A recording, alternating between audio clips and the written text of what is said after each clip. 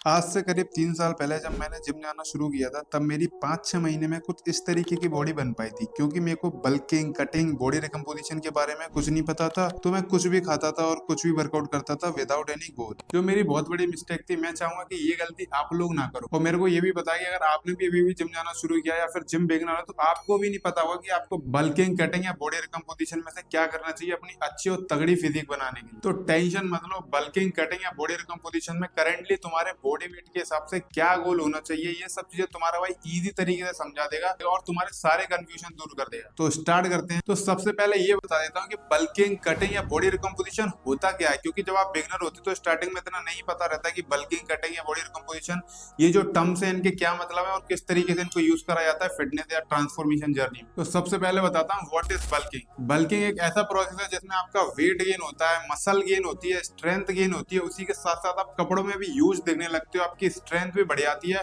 और एक ओवरऑल तरीके से आपकी बॉडी की डेवलपमेंट हो पाती है। अब बात करता हूँ व्हाट इज कटिंग। कटिंग एक ऐसा प्रोसेस है जिसका मेन गोल होता है बॉडी फैट कम करना और इसके साथ साथ मैक्सिमम मसल मास को प्रिजर्व रख पाना, जो कि आपने बल्किंग के थ्रू गेन किया होता है, जिससे आपकी बॉडी मस्कुलर, रिप्ड और एस्थेटिक दिखे, जिसकी वजह से आपकी वस्कुलरिटी, कंडीशनिंग, वेन्स एकदम फट के बाहर आती हैं। कटिंग के दौरान mainly weight loss, fat loss, strength भी थोड़ी सी कम होती है और मसल मास भी थोड़ा कम हो जाता है। अब बात करते हैं what is body recomposition. Body recomposition एक ऐसा प्रोसेस जिसमें आप फैट लॉस और मसल बिल्ड साथ ही साथ में कर रहे होते हैं, वो भी सेम वेट पे, जिससे आपकी बॉडी कंपोजिशन अच्छी होती है और आपकी बॉडी एकदम एस्थेटिक, रिप्ड और लीन दिखने लगती है।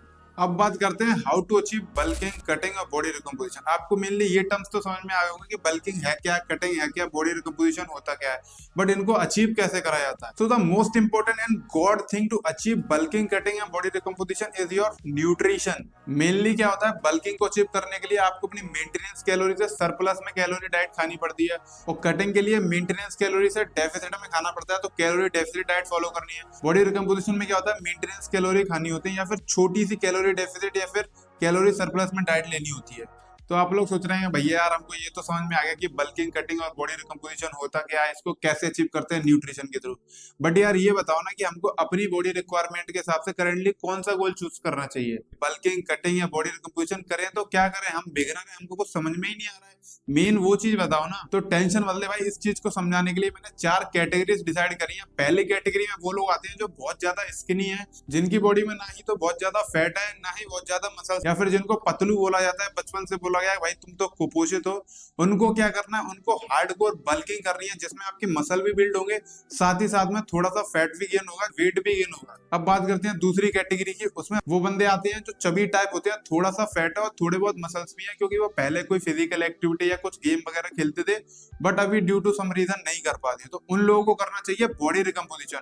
बॉडी रिकम्पोजिशन में क्या होगा, आपका साथ साथ में फैट लॉस हो जाएगा, उसके साथ साथ मसल्स भी बिल्ड हो जाएंगे, तो वो बेस्ट रहेगा आपके लिए। तो अब बात करता हूँ तीसरी कैटेगरी की, फैट या ओवरवेट पीपल। इसमें क्या होता है, वो लोग जो लोग मोटे होते हैं या जिन लोगों को हम गोलू मोलू भी कहते हैं, उन लोगों को भाई बॉडी रिकम्पोजिशन करना चाहिए। बहुत लोग क्या करते हैं, गलती करते हैं, वो यहाँ पे कटिंग करते हैं। कटिंग का मतलब होता है कि आप मसल मास को प्रिजर्व करके एक डिजायर्ड बॉडी फैट परसेंटेज तक जा रहे हो, बट आपके पास मसल मास है ही नहीं, तो आप कटिंग क्यों करोगे, बॉडी रिकम्पोजिशन करो ना, वो एक बेस्ट अप्रोच है। भाई आप मोटे हो, पहली बात तो मोटे हो, उसके बाद आप कटिंग करोगे, एक्सट्रीम वेट लॉस करना पड़ेगा, उसके बाद आप एक डिजायर्ड बॉडी फैट परसेंटेज पर जाओगे, जैसे कि 70-80 केजी पे, जब आपका बॉडी फैट परसेंटेज 15 या 20 के बीच में होगा, फिर उसके बाद आपको दोबारा से बल्किंग करनी पड़ेगी, क्योंकि उस समय आपका मसल मास नहीं होगा। कटिंग पे मसल मास गेन नहीं होता है, प्रिजर्व करा जाता है, फिर आपको दोबारा बल्किंग करनी पड़ेगी, तो वो बहुत बड़ा अप्रोच हो जाएगा और वो बहुत बकवास अप्रोच रहेगी। इसलिए आप क्या करो, बॉडी रिकम्पोजिशन करो, थोड़ा 6 महीने से 1 साल लग सकते हैं, बट धीरे धीरे आपके मसल्स भी बिल्ड हो रहे होंगे और साथ ही साथ में फैट लॉस भी हो जाएगा। तो वो एक इफेक्टिव और अच्छा तरीका रहेगा और इससे आप मेंटली भी स्ट्रांग रह पाओगे, मेंटली भी हेल्दी रह पाओगे। अब बात करता हूँ चौथी कैटेगरी की, जिस कैटेगरी को ज्यादातर लोग इग्नोर कर देते हैं, पिछली कैटेगरी में ही डाल देते हैं। ओबीस या फिर जो लोग हद से ज्यादा मोटे होते हैं, लाइक 120 केजी, 130 केजी, 140, 50 केजी तक लोग हैं, उन लोगों की बात बहुत कम करते हैं और उन लोगों के लिए फैट घटाना भी एक बहुत बड़ा टास्क होता है, बहुत बड़ा गोल होता है। तो उन लोगों को फॉलो करना चाहिए कटिंग का प्रोसीजर। उसमें क्या होता है, extreme weight loss diet follow करके 5 से 6 महीने या फिर 1 साल तक में एक डिजायर्ड बॉडी फैट परसेंटेज तक आ सकते हो, या फिर बॉडी वेट तक आते हो, जस्ट लाइक 70-80 केजी तक आ गए। 70-80 केजी के बाद फिर आप बॉडी रिकम्पोजिशन फॉलो करो, जिससे आपके मसल्स भी बिल्ड होंगे और जो थोड़ा बहुत फैट रह गया वो भी चला जाएगा। तब भी बॉडी रिकम्पोजिशन ही करना है आपको। ऐसा नहीं है कि आपने कटिंग करी फिर बल्किंग कर ली।